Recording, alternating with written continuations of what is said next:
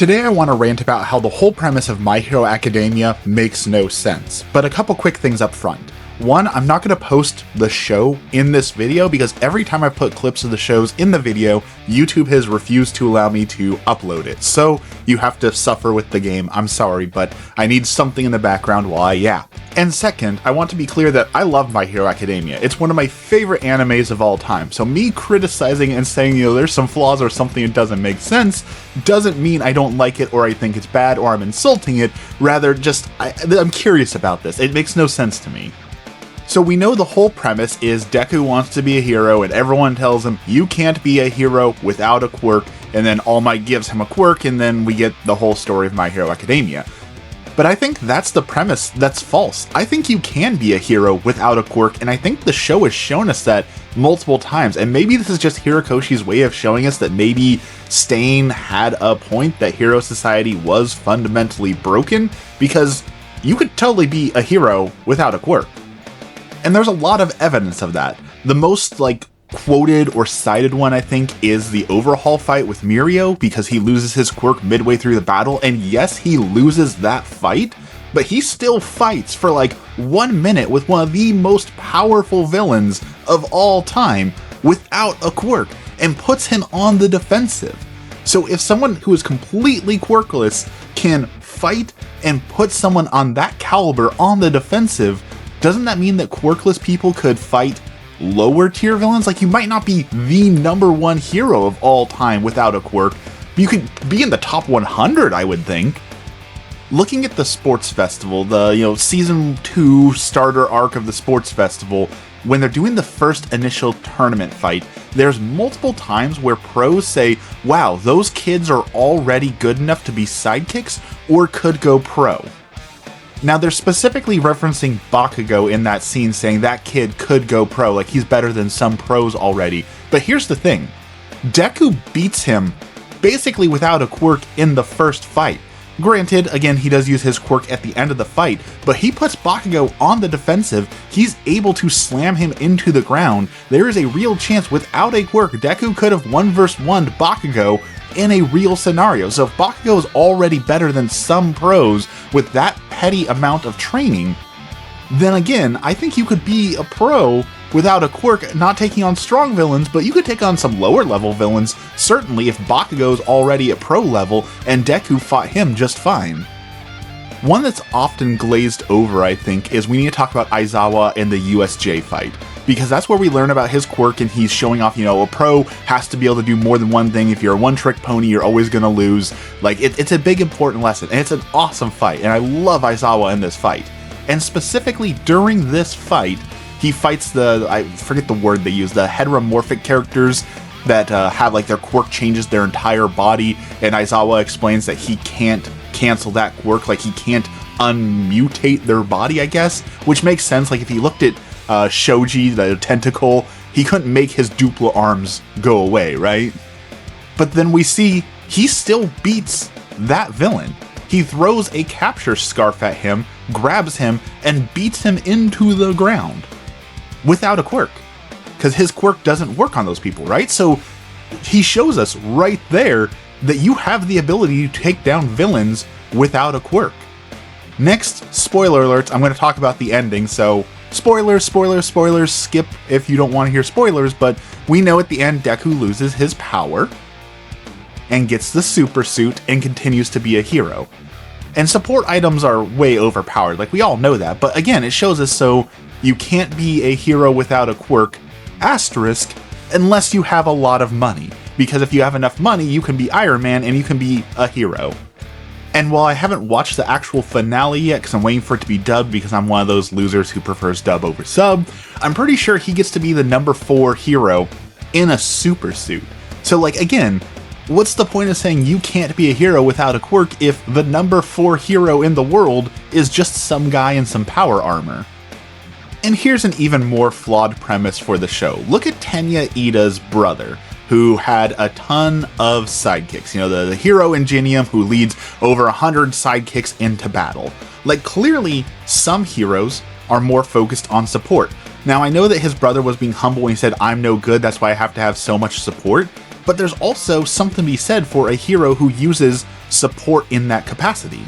For example, when we're looking at the arc where they're trying to get their hero licenses, and we run into the fight with that girl where she drinks tea and she becomes super smart for a short period of time because she drinks tea, like, that is an amazing quirk, and she comes up with a darn near flawless plan. Now, she still loses because plot armor, but she couldn't be a hero, right? Just because you're super smart doesn't mean you're any good in combat.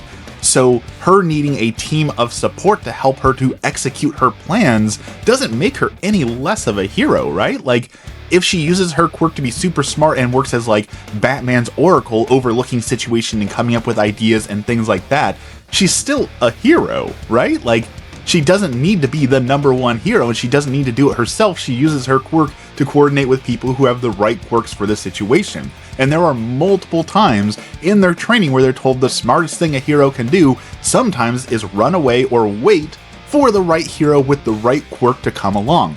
Like, right when they're fighting the slime villain, they say, let's wait for someone who's more better suited to fighting this guy to show up, so we're just gonna hang back and do damage control until someone correct comes along. And they even say during the tournament arc that sometimes quirks is more like rock, paper, scissors, where sometimes someone's quirk just absolutely cancels yours out, and there's nothing you can do about that. And they use Bakugo versus Dark Shadow as the example of that, where Dark Shadow is weak to light, Bakugo is a living light, therefore it doesn't matter how much experience they have, if they're on somewhat of the same level, Dark Shadow is always going to lose because rock, paper, scissors, right? So having someone like Oracle who can increase their intelligence and look at a situation and come up with plans or ways to overcome seems way more useful than just saying, well, you can't be a hero because your quirk's not combat oriented. And like, that's the whole point of the arc with the brainwashing guy, right? Is that Aizawa says that the combat trials aren't practical because it doesn't take into account all the different quirks, and how Deku's quirk breaking himself wasn't practical either, and so the test itself is flawed. Like, it's clear that there's a flaw in their thinking and a flaw in their society when they say that you can't do anything if you don't have a quirk. And there's one more fatal flaw that I'm going to say to this argument, and that is the existence of guns. Now, Snipe's quirk obviously works with his gun, but all it realistically is really, really good aim, which people can achieve without a quirk.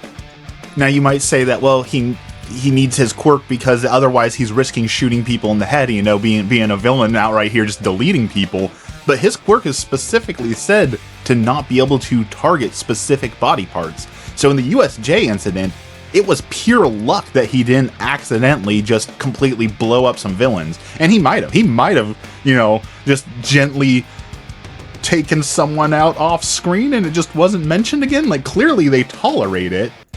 And then during the arc with the Wild Pussycats, you have the kid from the other school who's got the gas power and he just shoots with a revolver. And again, lucky that rock, paper, scissors, he ended up fighting someone who has a quirk that could block the bullets, but anyone else in that situation probably would have had to run away, right? You can't just run headlong at a guy with a revolver shooting at you. You do need a powerful quirk to overcome that, but you don't need a quirk to use a revolver. So, like, that's the whole point of their police force, right? Their police force does call in pros when they need them, but arguably the police force is still out there stopping minor villains and using batons and guns when necessary to solve problems.